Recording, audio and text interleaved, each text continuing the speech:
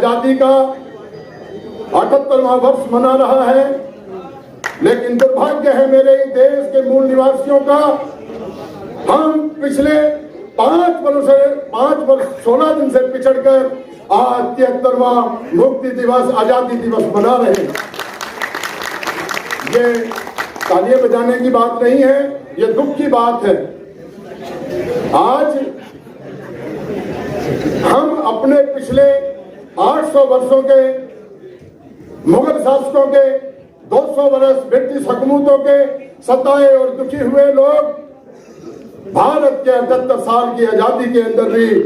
आज दर दर की ठोकरें खाने के लिए विवश और मजबूर हो रहे हैं। हर बरस कहीं ना कहीं पूरे देश के अंदर मेरे समाज के DNT घमंडू लोग अपनी आवाज को बुलंद करने के लिए भारत देश के केंद्रीय सरकारों को, राज्य सरकारों को हजारों लाखों की तादाद के अंदर अपनी विज्ञप्तियां देते हैं, अपनी उपस्थिति दर्ज करा करके अपनी तकलीफ और अपनी पीड़ा को बताते हैं। लेकिन दुर्भाग्य इस देश के नेताओं ने कहा है कि मेरा देश आज प्रगति पे है, दुनिया के बहुत बड़ी ऊंचाइयों को छू रहा है, मेरा भारत शाइनिंग इंडिया है। लेकिन दुर्भाग्य जब आ जाता है, जब मेरे देश के 40 करोड़ लोग घुमंतू DNT लोग के लोग जब हम रेलवे के ट्रैक के ऊपर देखते हैं और मरीन बस्तियों में देखते हैं और झुग्गी झोपड़ियों में जहां कीड़े मकोड़े जीव पतंगे नहीं रहना चाहते, आज इतने वर्षों से वो जीने के लिए मजबूर हो रहे हैं। ये दुर्भाग्य है हमारे लोगों का। लेकिन भारत की हर 5 वर्षीय योजना के अंदर भारत का एक एक चीज के ऊपर ध्यान देकर के केंद्रित करके बजट दिया जाता है। लेकिन आज तक इतने वर्षों से हमारी केंद्र सरकार और राज्य सरकारों ने हजारों बार हम लोगों को अपनी विकृति, अपनी तकलीफ बता चुके, लेकिन कोई ध्यान नहीं दिया, कोई बजट नहीं दिया। और राजनीति खेलने के लिए वो सब लोग नाना प्रकार के कभी विवेक आयोग बनाते हैं, कभी किसी चीज का आयोग बनाते हैं। हमारे बहुत सारे भाई, हमारे आदरणीय भी आपके बीच में अपनी बात कह के गए माइया साहब, उनको भी बोर्ड का चेयरमैन राज्यसभा का अधिकार देकर के बनाया गया। बहुत सारे हमारे गोपाल केसावत जी को बनाया गया। लेकिन जिसके पास बजट नहीं है, जिसका खाली डिब्बा, खाली बोतल ले ले मेरे यार, और खाली का क्या करना है, और खाली सब संसार। हमारे लोगों को बजट दिया होता, हमारे जितने भी राज्य के मेंबर बने, राज्यसभा के सदस्य बने, अगर कोई उनको बजट दिया गया होता तो आपके संतों, गुरुओं, महापुरुषों के लिए वो कोई ऐसी जगह बना करके रखते, हमारे गरीबों, मजलूमों, शोषितों के लिए कोई आश्रम, कोई बोर्डिंग स्कूल बनवाते, कोई कॉलेज बनवाते,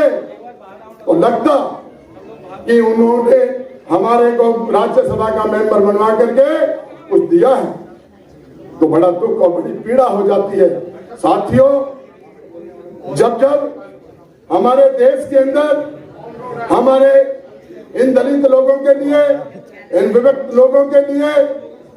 इन्होंने अपने आप के जीवन यापन के लिए कोई छोटे मोटे धंधे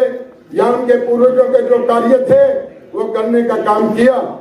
जैसे कलंदर जाति के लोग थे, वो अपने बंदर और रीछ नचा करके अपने बच्चों का पालन पोषण किया करते थे, उनके ऊपर बैगर एक्ट, तो उनके ऊपर एनिमल एक्ट लगा दिया। जो लोग गरीबी की राह पे तक करके जब अपने बेटों को भूखा पेट नहीं दे सकते थे,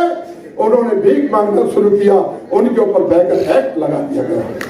ये देश का दुर्भाग्य है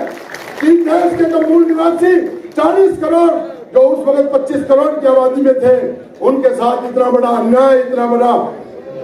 जो धोखा किया जा रहा है। मैं आप लोगों से अनुरोध करना चाहता हूं, हम लोग आज तो केवल मुक्ति दिवस के लिए हम उन महान संतों, गुरुओं, महापुरुषों को, हमारे DNT समाज के महापुरुषों को,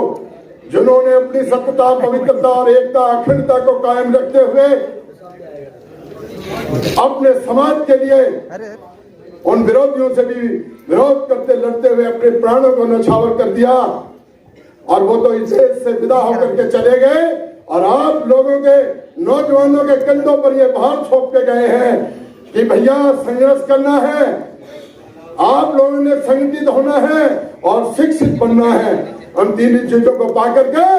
जिस तरीके से डॉक्टर B.R. अम्बेडकर जी ने संसद के अंदर इशारा किया है, भारत की सत्ता को अपना भला चाहते हैं, आप इस भारत के मूल निवासी का अधिकार लेना चाहते हैं, तो भारत की संसद के उस मंदिर के ऊपर कब्जा करना पड़ेगा और आप लोगों को तभी हक और अधिकार मिलेगा। इसके लिए मैं आपका बहुत हृदय से आभार व्यक्त करते हुए आए हुए सभी भारत के देश समाज के लोगों का हृदय से अभिनंदन स्वागत करते हुए मैं दिल्ली शासी एकता ट्रस्ट से दिल्ली के जितने भी भाई और पंजाब, हरियाणा, उत्तर प्रदेश, हिमाचल, कर्नाटक, महाराष्ट्र सब जगह के लोग आए हुए एक बार पुनः उनका हार्दिक अभिनंदन करते